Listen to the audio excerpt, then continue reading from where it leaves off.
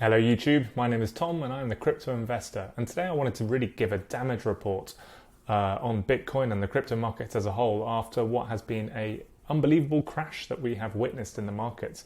For many of you who are new participants, this is probably a pretty terrifying event. I've been in this space now for 8 years and this absolutely is one of the most substantial crashes that I have witnessed. So yeah, I just wanted to put this video out to offer, I guess, some reassurance of why I don't believe that we have just seen the market top for this cycle. And I'll go over why I think that is in a moment. First of all, I just wanted to look at this from a technical perspective. Of course, we were channeling up and then we began to sell off and things were not looking good, but we're above this resistance line here, this previous peak that we saw in January, and we were holding here, and it felt like that was all part of this consolidation zone. But when we dropped below here, that's when a lot of panic came into the market. That's when people started panic selling, and as we dropped below that 200-day moving average, that's when we really saw waterfall selling. And I think probably what we've just witnessed, these last few percent here, is really a liquidity crisis. It's when you don't have enough buyers on the other side of the sellers' positions, and so you get these air pockets effectively that lead to these very exaggerated moves. Fortunately, around 30,000, where we had this previous support here, we did find support in the market, and we've since bounced up quite some way there. In fact, let's just get my measuring ruler out. Bitcoin has bounced back up 30% since that low, but overall we are down from the market peak. We remain down 40%, and the total sell-off was a 53% move, which is one of the biggest corrections in that shortness of time that Bitcoin has endured. So really quite a substantial move. But why am I not too worried? Why do I not feel that this is the market top for this cycle? Well, the main reason is if we look at Bitcoin over past cycles, so this is our logarithmic chart, we look at the previous market peaks that we had back in 2013 and back in 2017, you normally get very, very, very, very steep kind of precipitous climbs followed by the fall. Generally that's to do with the it's emotion. When you look at a chart, you're looking at emotions, and that's kind of hysteria effectively in the market. And what we have just witnessed now, let's jump back to the lower time frame, really was a consolidation of higher highs and then a lower high and then the breakdown. This does not in any way scream to me a market peak.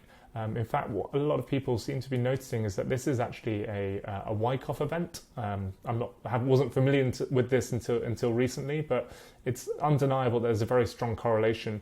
If you overlay this chart, make it a little clearer for you by changing from candlesticks to a line graph here.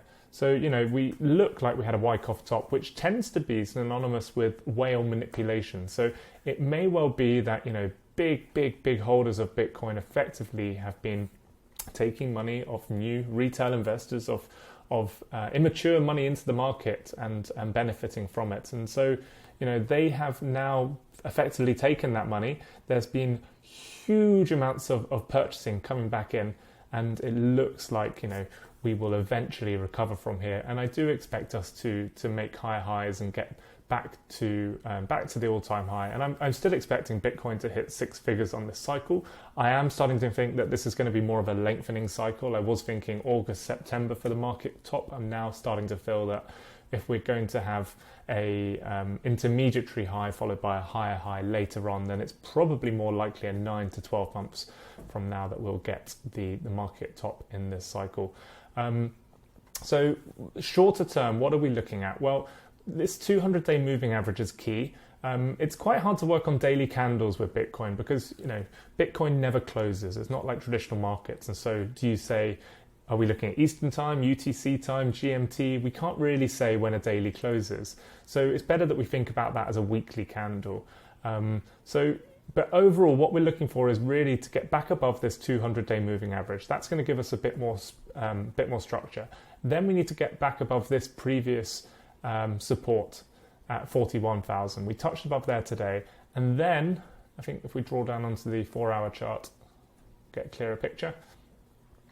And then, if we look at this trend line's been quite significant. We came up and touched it 4 or 5 hours ago.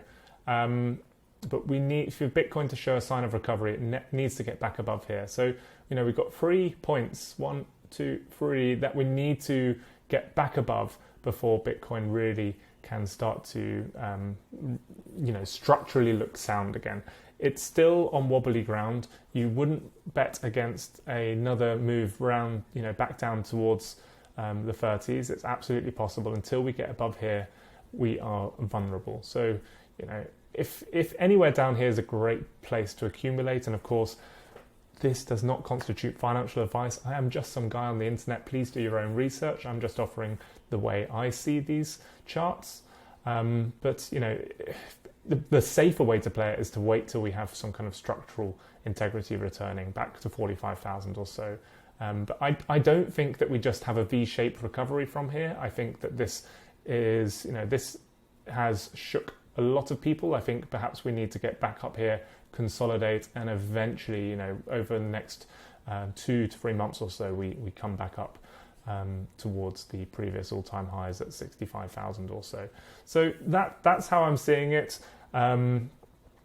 Just a few other observations whilst we are here. The Bitcoin dominance spiked quite considerably after this long decline in Bitcoin dominance. We have this big jump up, and I think this really is just a representation of Bitcoin kind of regaining its status as the reserve currency in the crypto space. It is, even though it's so volatile as we've seen, it is the safe haven of the cryptocurrencies. It's the one that most people feel most comfortable in. And so you almost will get the, if you've ever seen those champagne pyramids at a wedding, the idea that the money goes into the first one and then it goes down into the next and the next and the next. It'll almost be a new cycle of that. The money will start off by going into Bitcoin, then into Ethereum and the blue chip alts, and then eventually down to the micro caps and moonshots. And I think a good illustration of that was that, only a few days ago, people were going crazy for Dogecoin and Shiba coin, and that was that final layer of the pyramid of the cryptocurrency champagne pyramid, if we will. So, it's interesting to see this spike. I don't know if we necessarily get follow through here. I think more likely this is a bit of a consolidation sideways now for Bitcoin dominance. Eventually, I do feel that Bitcoin dominance will drop lower than we saw at the low of the 2017 cycle. The market is much more mature than back in 2017. We didn't have DeFi, we didn't have NFTs, we didn't have so many more of these established projects. So yeah, that's one point. Let's take a quick look at Ethereum versus Bitcoin. So Ethereum lost 15% ground so far against Bitcoin. It's still, after this breakout, it's still,